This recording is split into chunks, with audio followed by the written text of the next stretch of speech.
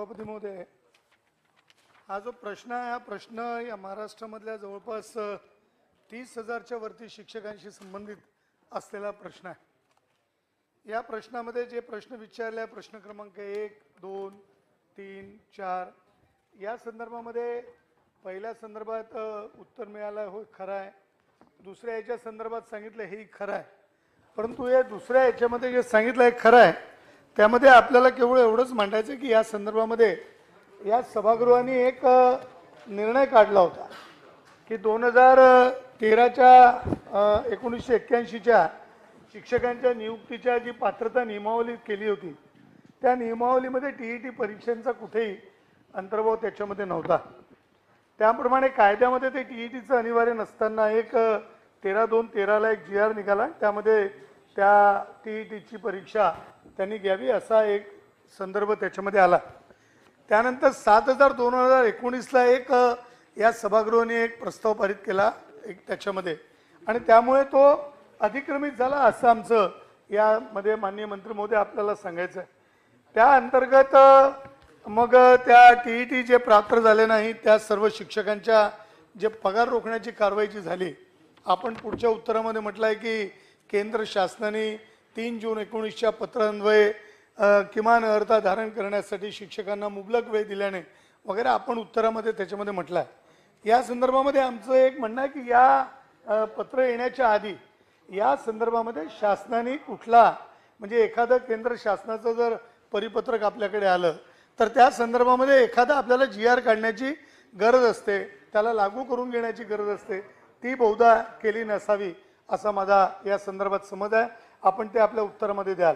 आणि या दरम्यान अनेक शिक्षक नागपूर, औरंगाबाद आणि खंडपीठामध्ये त्यांनी केसेस औरंगाबाद, मुंबई खंडपीठात गेले आणि त्या लोकांना त्याच्यावर स्टे मिळालेला, म्हणजे केंद्र शासनाने दिलेल्या पत्राच्या विरोधामध्ये जे लोक शिक्षक या न्यायालयांमध्ये गेले, उच्च न्यायालयांमध्ये, तिथे स्टे मिळाला आणि त्यांची पगार सुरू झाली।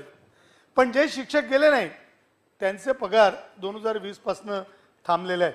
आणि साधारणतः आमचे प्रश्न क्रमांक 2 मध्ये जे विचारला 30,000 शिक्षकांचा हा प्रश्न आहे आणि त्यामुळे परिपत्रकांच्या आधारावर न जाता माझी आपल्याला विनंती राहील आपल्या माध्यमातून परिपत्रकाच्या आधारावर न जाता सहानुभूतीपूर्वक, कारण आमचं म्हणणं आहे की याच्यामध्ये अधिक्रमित झालाय, एक, दुसरं त्यांना ती परीक्षा देणं अनिवार्य नाही, 2, तिसरं तुमचं म्हणणं आहे की केंद्र सरकारने दिलं आहे त्यामुळे ते अनिवार्य आहे पण त्याचा कुठेही लागू करण्याचा GR आपण काढला नाही।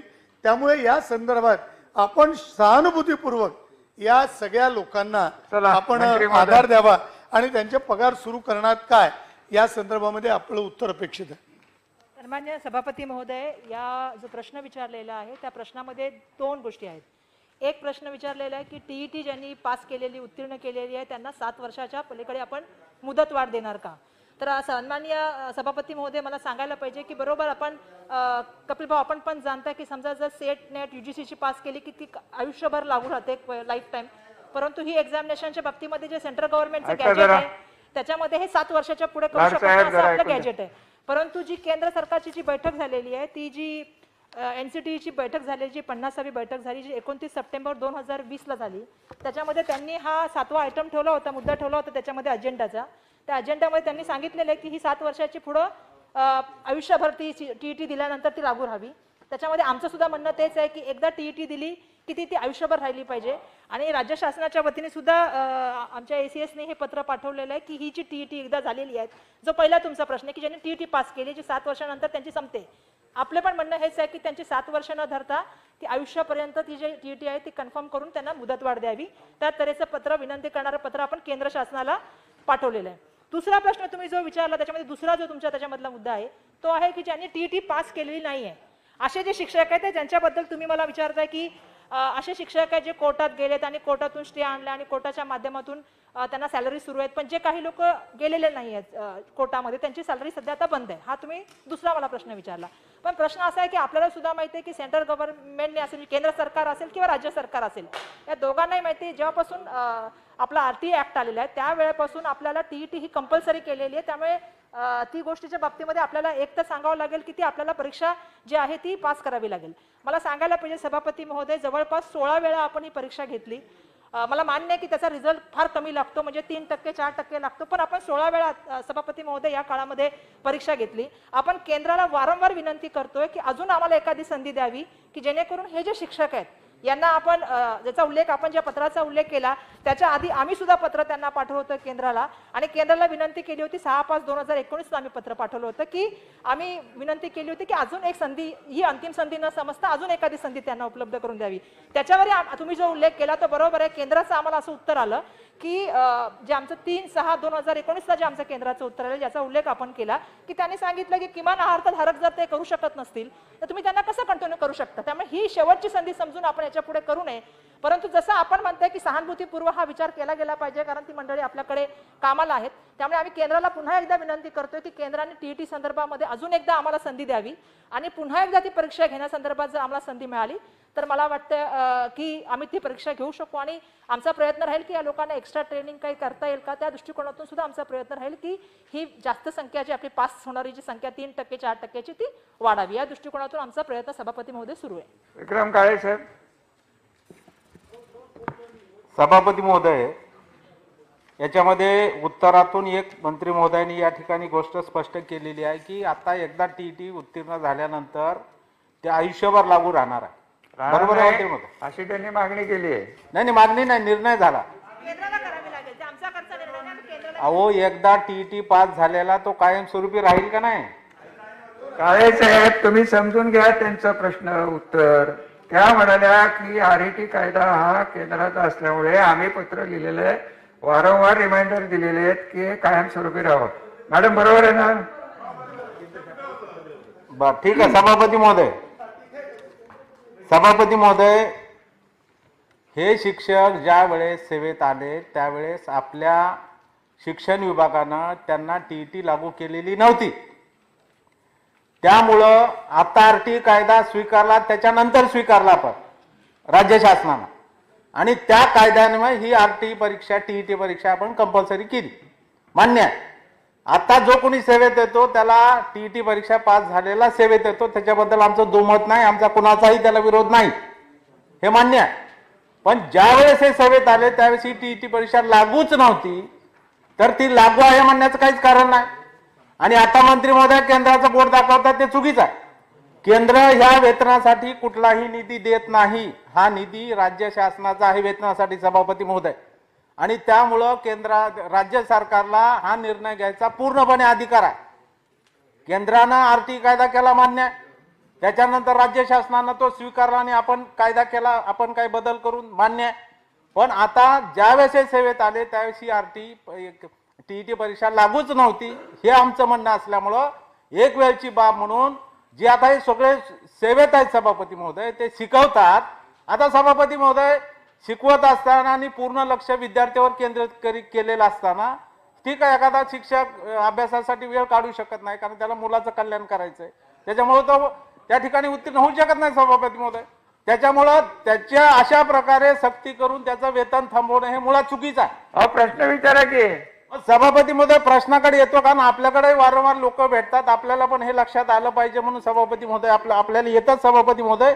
पण आपल्याला मी सांगू इच्छितो, एक वेळची बाब म्हणून राज्य सरकारनं हा निर्णय घेतला पाहिजे की जे सेवेमध्ये शिक्षक आहेत त्यांना या टीईटी परीक्षेमधून सूट द्यावी आणि त्यांच्या सेवा ह्या नियमित कराव्यात, अशी आमची मागणी आहे. ते आपण करणार मंत्रिमंडळाच्या पुढे जाऊन. सभापती महोदय, असं करता येणार नाही, कारण हा कायदा जो आहे हा केंद्राचा आहे. तुम्ही जे म्हणताय त्याप्रमाणे गॅजेट निकालले, प्रत्येक राज्याला ही परीक्षा लागू करण्यात आलेली आहे. आणि आपण जी मागणी करताय, आपण त्यांना 16 वेळा संधी दिलेली आहे आणि आपण पुढे पण संधी द्यावी अशी विनंती करतो. आपण कुठेही नकारात्मक विचार करून चाललेलो नाही, आपण पुढे पण संधी द्यावी अशी म्हणतोय. कारण काही लोक, अध्यक्ष महोदय, सभापती महोदय, आता सुद्धा पास झालेली आहे. त्याच्यामधली माझ्याकडे जी संख्या आहे त्याच्यामधली जवळपास मला वाटतं 197 लोक आता पास झालीत 31 मार्चच्या नंतर. तर आपण त्यांची पण विनंती करतो की तुम्ही त्यांना आता पास झाले तर त्यांना तुम्ही कन्सिडर करा म्हणून. त्यामुळे आम्ही शासन हे याच्याकडे सहानुभूतीने बघतच आहे, असंच अर्थ. बोला. संधी आहे, थांबा जरा. सभापती महोदय, सन्माननीय शिक्षण मंत्री महोदय अत्यंत पॉझिटिव्ह उत्तर देतात, त्याचं स्वागत करतो. पण त्यातून प्रश्न सुटत नाही आणि ती खरी अडचण आहे. माननीय राज्य सरकारने माननीय शिक्षण मंत्री महोदयांनी जी विनंती केंद्राला केलेली आहे तिचा अंतिम निर्णय येईपर्यंत असे जे वादग्रस्त किंवा अडचणीत असलेले शिक्षक आहेत त्यांना काढलं जाणार नाही, त्यांचं वेतन तोपर्यंत जारी राहील याचं एक आश्वासन देणार का नंबर 1. आणि नंबर 2 की RTE कायदा आपण राज्याने स्वीकारलेला आहे त्यामुळे तो बंधनकारक आहे, परंतु शिक्षण हा स्टेट लिस्टमध्ये येतो त्यामुळे आपण स्वतंत्र कायदा करून याचा मार्ग काढू शकतो. तो काढणार का पुढचा भाग आहे धोरणात्मक, तर तो केला पाहिजे, तो तुम्ही करणार का. आणि तिसरा मुद्दा असा आहे की जे कार्यरत शिक्षक आहेत, जो विक्रम काळे मुद्दा म्हणतात की आपण 1 एप्रिल 2010ला हा कायदा लागू झाला पण 13ला प्रत्यक्षात त्याची अंमलबजावणी सुरू झाली, त्यामुळे 13च्या अगोदर जे लागलेले आहेत त्यांना कायमस्वरूपी सूट देता येईल का, हा तिसरा पर्याय शोधणार का. सभापती महोदय, आम्हाला जी शेवटची तारीख दिली होती जी होती तुम्हाला पण माहिती आहे सर्वांना, तुम्ही शिक्षक आमदार आहात, तुम्हाला सुद्धा या पूर्ण गोष्टीचा चांगलापणे अभ्यास आहे आपल्या सगळ्यांचा, त्यामुळे आपण सगळ्यांनीच मला सांगावं की आपल्याला शेवटची तारीख काय दिली होती. आपल्याला तारीख दिली होती 31 मार्चपर्यंत. जे जे शिक्षक ही परीक्षा पास करू शकतील त्यांनाच तुम्ही पुढे ठेवू शकता, जे पास करू शकणार नाही त्यांना कंटिन्यू करू शकत नाही. म्हणूनच आपण केंद्राला विनंती केली की पुन्हा एकदा परीक्षा द्यावी. तर तोपर्यंत तुम्ही जसं म्हणताय सन्मान्य सभापती महोदय, या संदर्भामध्ये मी पाहिजे सन्मान्य आमदार महोदयांवर बसते, कारण हा धोरणात्मक खूप महत्त्वाचा असा निर्णय आहे, असा इथे सांगता येणार नाही कारण हा केंद्राशी निगडीत असलेला विषय आहे. नाही राखून नाही ठेवू शकत. नाही, प्रश्न राखून ठेवण्याचं काही कारण नाहीये, त्या पॉझिटिव्ह उत्तर देत आहेत. उगाच राखीव बिकू काय होणार सभापती नाही. महोदय, मी कुठलंही उत्तर चुकीचं दिलेलं नाहीये, कारण हा विषय तुम्हालाही माहिती आहे की हा विषय करता असताना आम्ही सेंट्रल गव्हर्नमेंटला. मॅडम, माझी एक तुम्हाला सूचना असेल. 1 मिनिट, एक मिनिट ऐका जरा. काळे साहेब जरा हात खाली करा, मला बोलून द्या जरा. मॅडम थोडं बस. तेव्हा मला कपिल पाटील साहेब जे बोलले ना त्यात थोडंसं तथ्य वाटतंय की हा कॉन्स्टिट्यूशनच्या 3 सूची बघितल्या तर हा राज्याचा विषय आहे, नंबर 1 मुद्दा. त्यामुळे राज्याचा विषय असल्यामुळे जरी आपण हा कायदा स्वीकारला, मी त्यावेळेस सदनात होतो, RTE ऍक्ट आपण स्वीकारला, मला वाटतं आहे तसा स्वीकारला असेल असं माझी शंका आहे तसाच स्वीकारला. त्यामुळे आपल्याला त्याला स्टेट अमेंडमेंट करता येते का हे आपण एकदा तपासून बघा.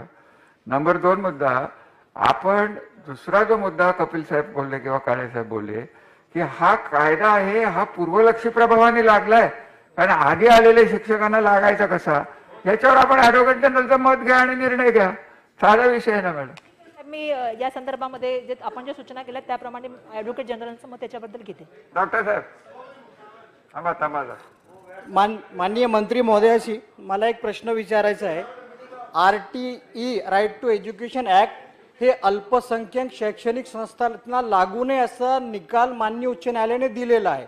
तर ज्यांना RTE लागू आहे त्यांना TET लागू होते, बरोबर आहे. तर मग अल्पसंख्याक शैक्षणिक संस्थांना ज्यांना RTE लागू नाही तर त्यांना तुम्ही TET मधून एक्झम्प्ट करणार का, हा माझा प्रश्न आहे मंत्री महोदय. ठीक आहे, चला. सभापती महोदय, जो कायदा आहे तो सर्वांना पारित आहे, सर्वांना माहिती आहे, ती सर्वांना लागू अशी परीक्षा आहे. खरं तर महाराष्ट्रामध्ये आपण TET पण घेतो आणि TIT पण 2 परीक्षा घेतो खरं तर.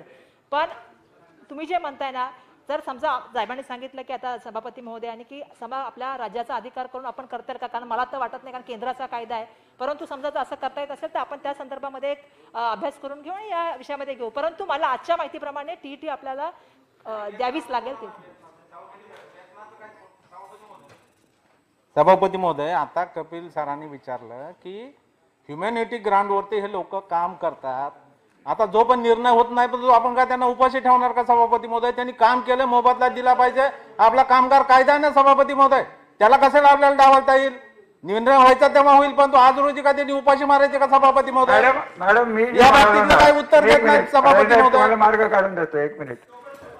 नाही 1 मिनिट सर, एक मिनिट. हे बघा त्यांना उगाच अडचणीत. 1 मिनिट कपिल साहेब, 1 मिनिट. हे जे 3 प्रश्न आहेत ना, तुम्ही आता तर अधिवेशन आपलं थोडं शॉर्ट पिरियड मध्ये, परंतु एक 8-10 दिवसात वेदर रिट्रोस्पेक्टिव्ह इफेक्टने लागू आहे की नाही हा मुद्दा, राज्याचे अमेंडमेंट करता येईल का हा दुसरा मुद्दा, आणि काळे साहेब म्हणतात तसं तुम्ही जे गव्हर्नमेंट ऑफ इंडियाला लिहिलेलं आहे त्याच्याप्रमाणे उत्तर येईपर्यंत आपल्याला पगार देतील का, हे 3 विषय ऍडव्होकेट जनरल समोर घ्या आणि निर्णय करून टाका. म्हणजे त्याही अडचणीत नको, गव्हर्नमेंटही अडचणीत नको. बोला, माझ्याकडे घेऊ आपण. चला माझ्याकडे घेऊन टाक. आभारी आहे सभापती महोदय, आपण निर्णय काढण्यासाठी एक मार्ग सांगितला त्याबद्दल आभारी आहे निश्चित रूपाने. पण सभागृहाला हेही जाणून घ्यायचं आहे मंत्री महोदयांकडनं की एकंदर टीईटी परीक्षेपासून म्हणजे पास न झाल्या आणि ज्यांचे पगार रोखले अशा शिक्षकांची संख्या किती आहे? कारण सांगितलं की आत्ताच काही शिक्षकांनी परीक्षा पास केली, 3 ते 4% निर्णय आणि 116 शिक्षक आत्ता पास झाले असं आपण सांगितलं. एकूण आता किती आहेत आपल्याकडे जेणेकरून त्यांच्याकडे आपल्याला सहानुभूतीपूर्वक बघता येईल की संख्या तरी लक्षात आली चला, की एक्झॅक्ट पटलावर काय ठेवा. संख्या.